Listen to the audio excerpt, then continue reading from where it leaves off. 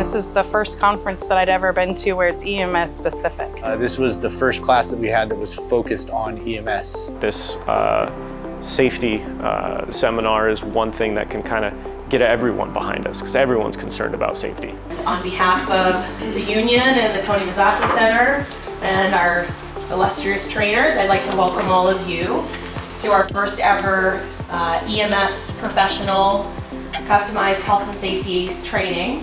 The USW represents a number of EMS workers who face a lot of hazards on their job. This program is to train them on how to identify those hazards and how to work through the union to get them corrected to protect their safety and health.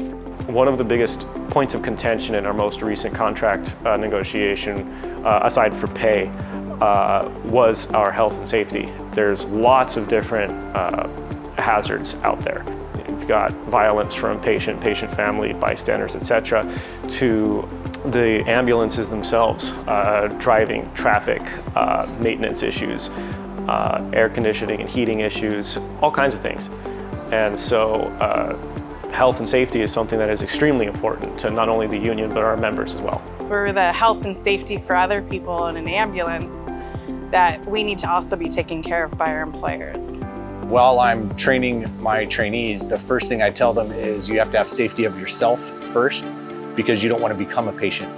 Because then there's two people that has to be taken care of. And if you become a patient, then you're no good to anybody.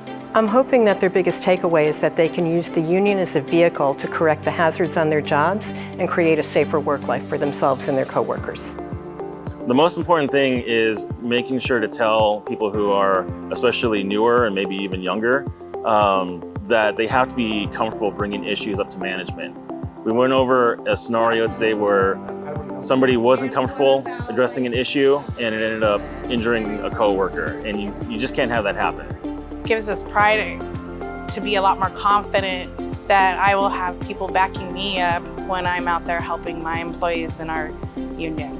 The union is us, the employees, so we're the ones that are, in a sense, pushing this forward as a whole unit. As the employees want more things and want different things like the training or different ambulances and gurneys and stuff like that, we're pushing that forward for the company, for us to recognize that that's what we want. So that's what we're going to fight to get. We want to cultivate that same militancy when it comes to health and safety issues, so that you know it's wrong that I got injured at work. We're going to help you figure that out. We have not done a program specific to EMS workers yet. This is the very beginning, and we're planning an extensive program of training and supporting them in their work to correct the hazards on their jobs. Anytime that you know that your union's willing to listen to you, that makes you proud. Knowing that they're actually listening to our voice and we're not just somebody who's a part of the crowd. Yeah, that definitely makes you proud.